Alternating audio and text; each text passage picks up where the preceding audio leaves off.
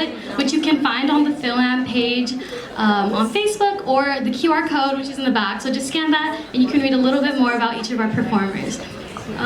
Okay, so while we set up, speaking of love, how was everyone's Valentine's Day?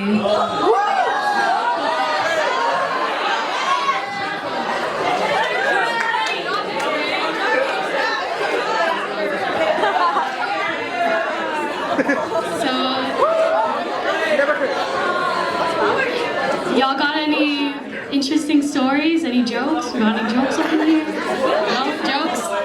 Where's my global? Come on.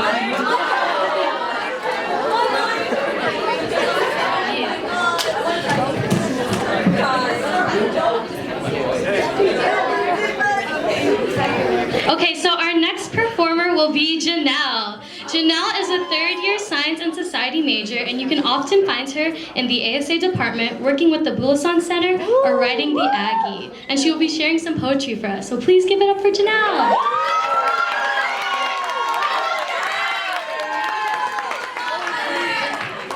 Hi y'all, this is my first time doing poetry in a really long time. I am really freaking out right now.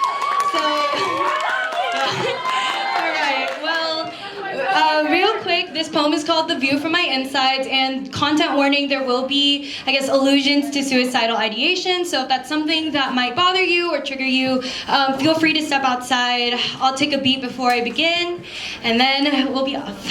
All right.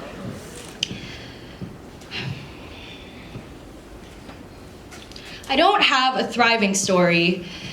Yes, I'm a Bai Panay, but I wrestle with the idea that there is nothing for me to rise up against. I am more than my labels. I am with a family that's secure, that will provide me with bills even without building with me. I am meditating on the idea that as a reporter, I steal stories that aren't mine, mining tragedy, tormenting people, to call myself a brown savior, your doctor in a white-dominated media.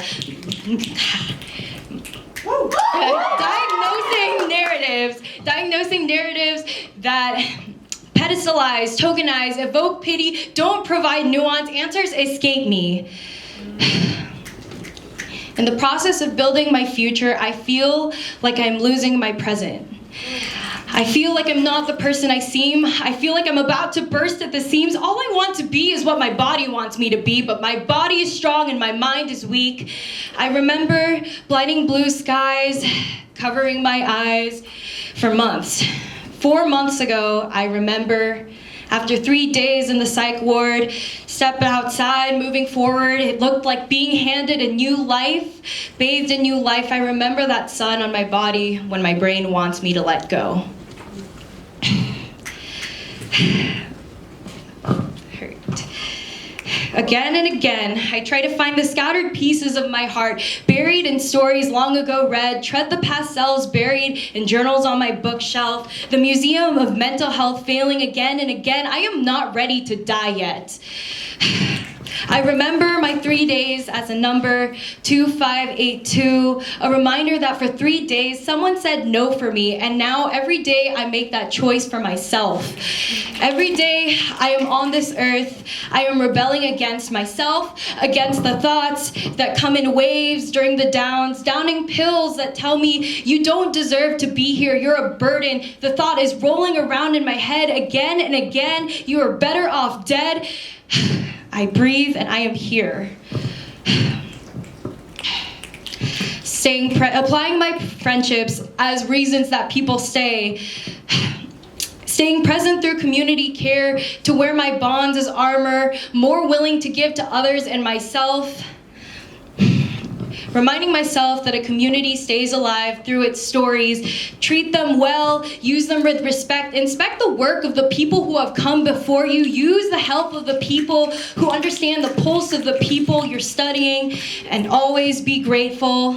And I remember the therapists and the doctors asking me, what does it mean to you to look like you're better? And I told them, it looks like finding my way back to myself, but what I should have said is that it looks like saying yes. Saying yes to believing I am a community of hopes and wants and dreams and friendships that matter, that are whole, that are enough.